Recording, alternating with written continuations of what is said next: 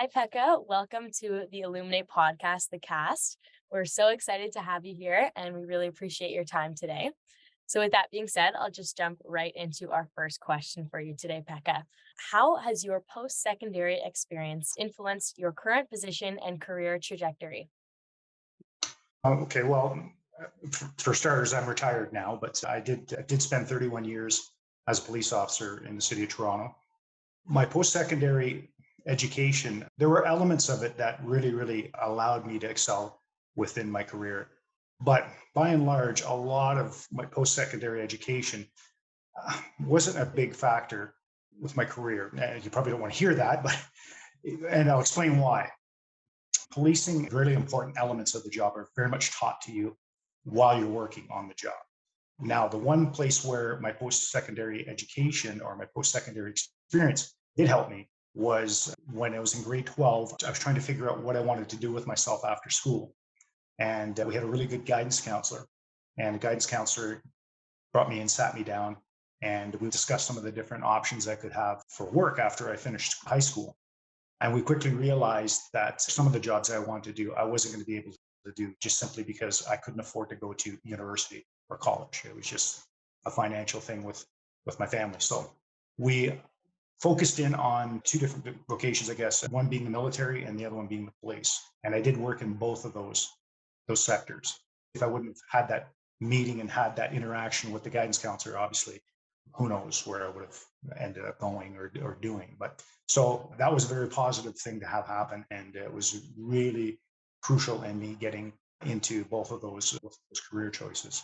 And then the other part, I guess, that I learned from school, but not so much through the traditional school system, was just the interaction I had with my peer groups. As you know, high school can be a tough place, right? And having those interactions with all the different groups at school taught me how to sort of see different sides and have different opinions and learn what other people were thinking and not be so close minded and just taking away what I thought was the right thing. Speaking to all these different groups allowed me to see things from the other side, which, you know, moving forward, getting into policing is a very important part of the job. You have to be able to take in the information that everybody's giving you, sort it all out, and then come up with a plan to fix the situation that you're dealing with, right? So I know it's probably not the best answer, but those are the two areas I would say the guidance counselor sort of set me in the right path. And then just having those interactions with my peer groups were probably the two most important parts of my post secondary education experience. Yeah, definitely. That's a really interesting journey. And thank you for bringing us along with you on that. I love that maybe regardless of whether post secondary had an effect on where you ended up, it still played such a key role. As you mentioned, that guidance counselor meeting that set you on the right direction and having all of those perspectives that, as you said, are so valuable to have in the police force as well. So thank you for sharing that. Our next question is more about your current position. So, throughout your journey, you've gained invaluable experience by working in various departments within the police force. Could you share some insights into distinct challenges and rewards associated with each role? Sure. So I worked in a bunch of different departments or sub departments within the policing service that I was with. So, for example, with our department, when you first start as a new officer, you do what we call general patrol duties. So, what most people see, the uniformed police cars driving around. And a big thrust of that work is answering calls for service, taking reports, dealing with disputes, and all the stuff you sort of see on TV, right?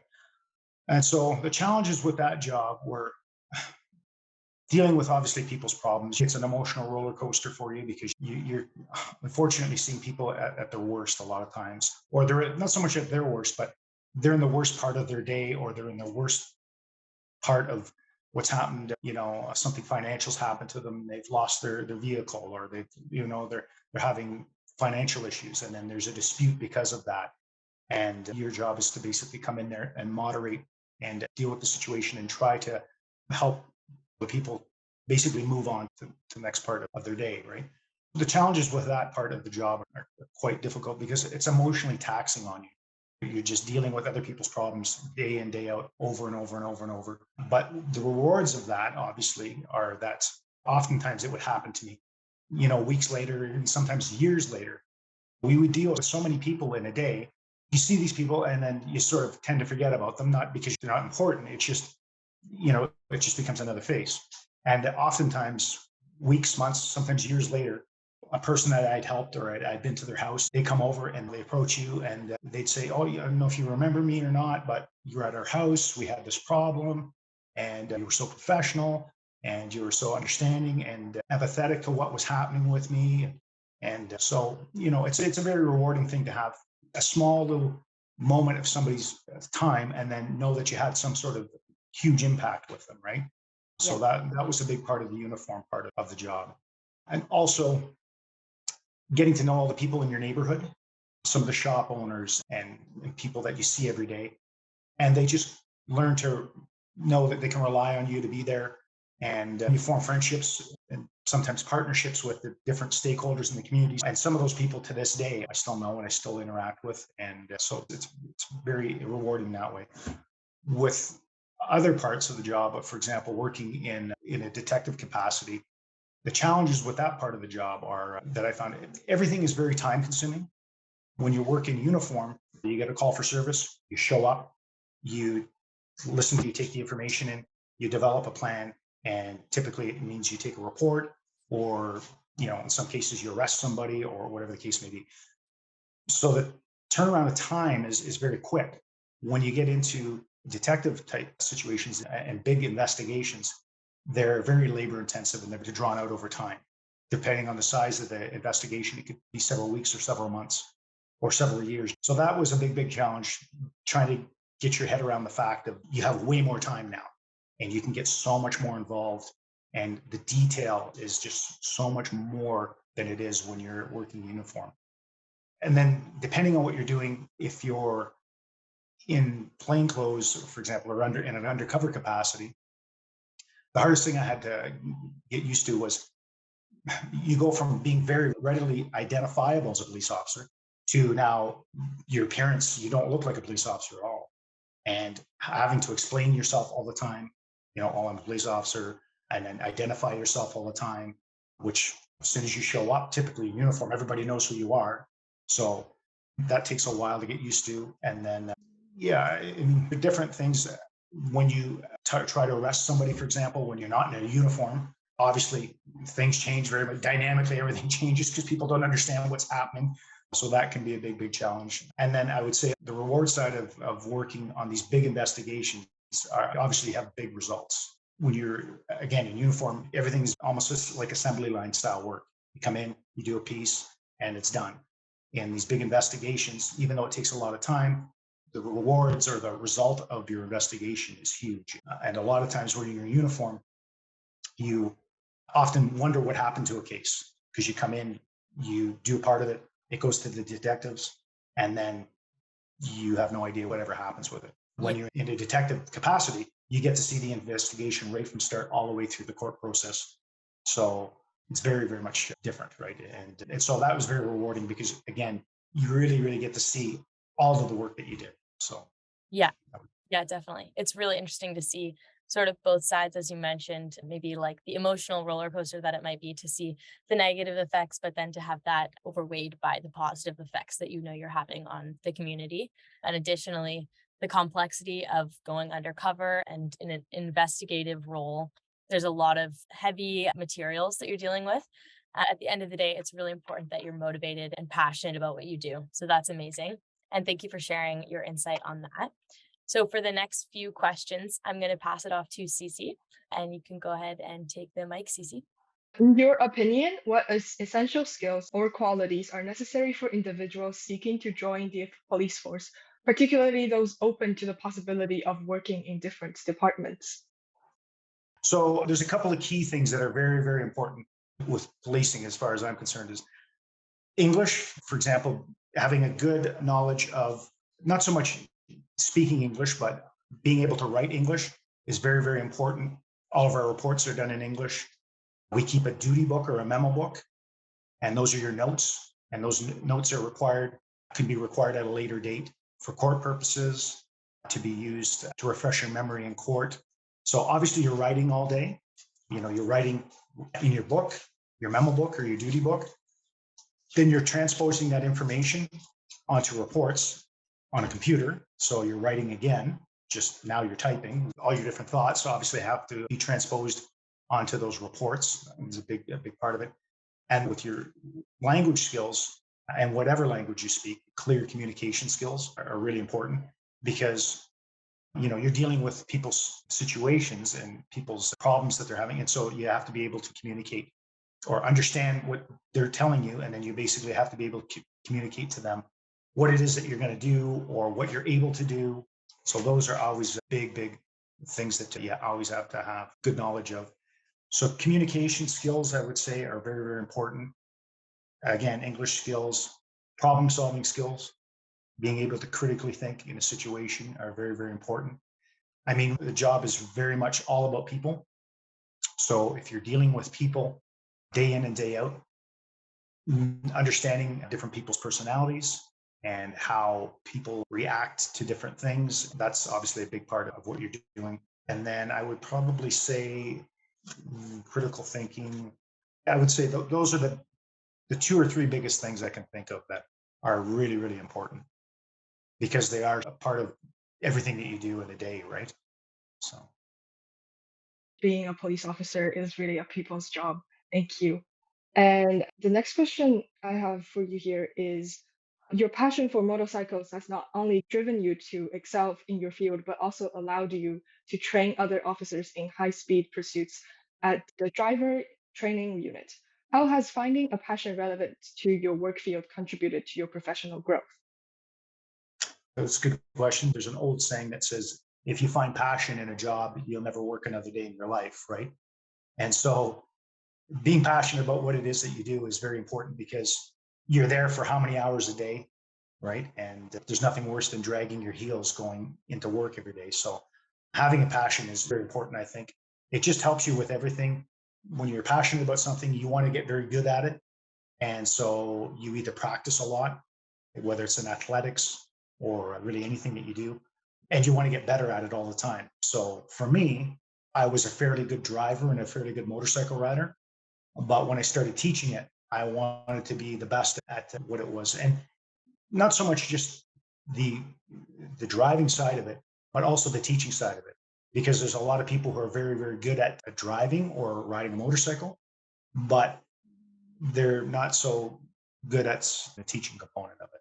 Throughout the 6 or 7 years I was at the training section, every year I always made a conscious effort to go and take a course and develop my teaching ability.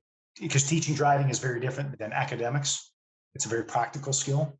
So just simple things like coaching positions, learning where to stand when you're teaching something, projecting your voice, all of those things. And what I quickly learned is not everybody learns the same way. Some people are auditory learners, some people are visual learners, some people are practical learners. So I would have never been able to learn those skills if I wouldn't have taken the time and taken those courses to teach myself how to do that type of thing.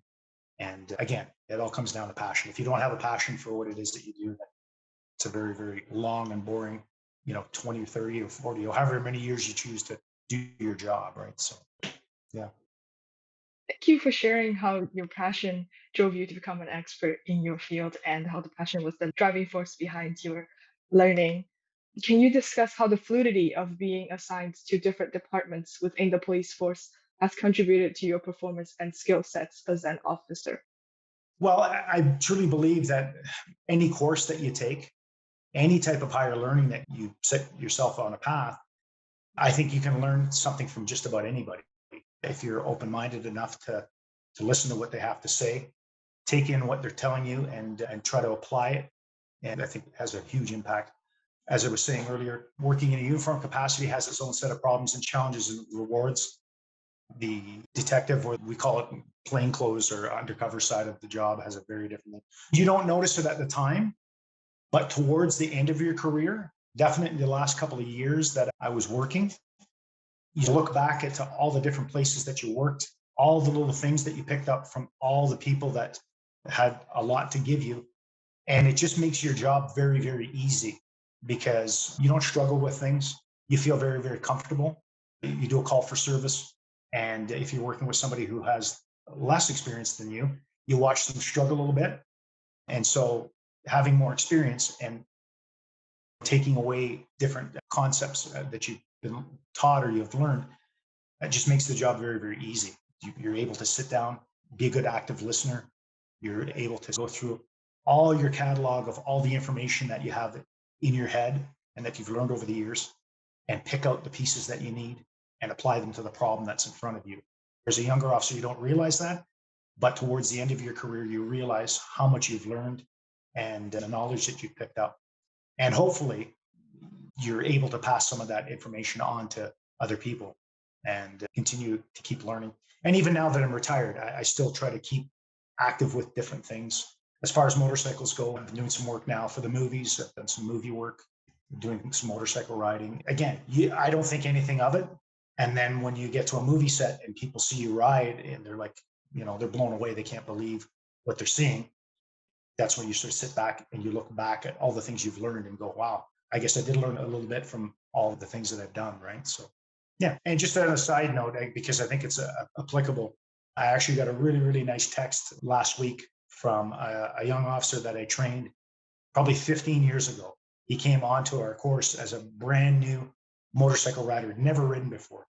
And we have a 3-week long course, and he struggled and struggled and struggled. And then we have a riding exam at the end of every week. And he just barely got through, but he met the level and the qualification that he needed to. But he really, really struggled, and he worked very, very hard to get through that course. And I just got a really, really nice text from him the other day. He just successfully finished our instructor's course. So he's now one of our instructors. So it's quite funny to watch the whole process just come back to whatever you taught that person. And he was elated that he was able to make that qualification. And now he's going to be teaching the next generation of riders. And so knowing that you're a small part of that is it's a pretty rewarding thing. And obviously we've become good friends through the years, but so yeah, it's stuff like that is very, very interesting, very fun. Thank you. And I'll pass it back to Sophie for the last question. I love that story at the end where you received the text from someone that you trained yourself. And it just shows that the things that you're putting into your work will go on to the future and affect others, even beyond your time at the police force. So that's amazing. And my last question for you today, Pekka. So with your diverse experience in various roles, what advice would you offer individuals who are interested in joining the police force with a specific role in mind, such as aspiring to work at the detective office? Sure. Well, the first thing I would say to most people who are looking to join the job is you just have to realize, as corny as it might sound, it is very much a calling. We don't make a lot of money. I'm not going to complain about the money that I made over the years, but if you're getting into the job to make money, there's a lot of other places that you can make obviously more money. But it's something that you really have to be, as we talked about, you have to be passionate about. You have to enjoy being around people. You have to enjoy talking to people. You have to enjoy interacting with people. And that's on all levels. That's with the members of the public. That's with the people that you work with. Our whole job, to me, in my opinion, is people. So if you're not a people person, I'm not saying you can't do the job, but I think you're going to find it harder than other people who are just a little more outgoing. So yeah, that would be a big part of it. Make sure you're doing it for the right reasons, because again, it can be a very physically and mentally demanding job for people.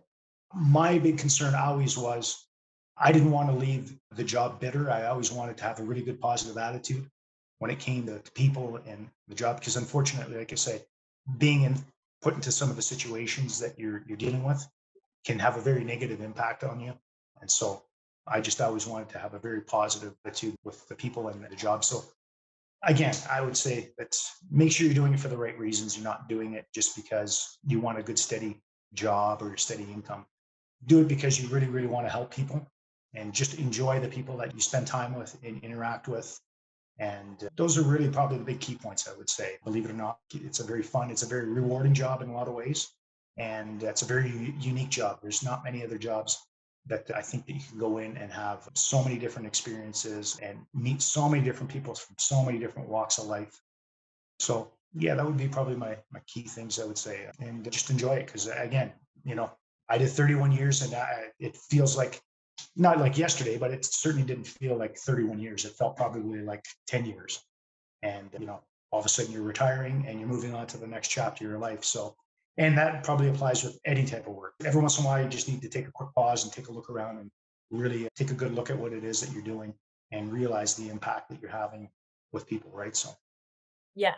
Yeah, definitely. Well, thank you so much for sharing that. That's definitely a very great wisdom that hopefully our listeners can learn from. It is such a unique job, which makes your insights so much more effective. So, thank you for sharing all of that information about yourself and your career journey.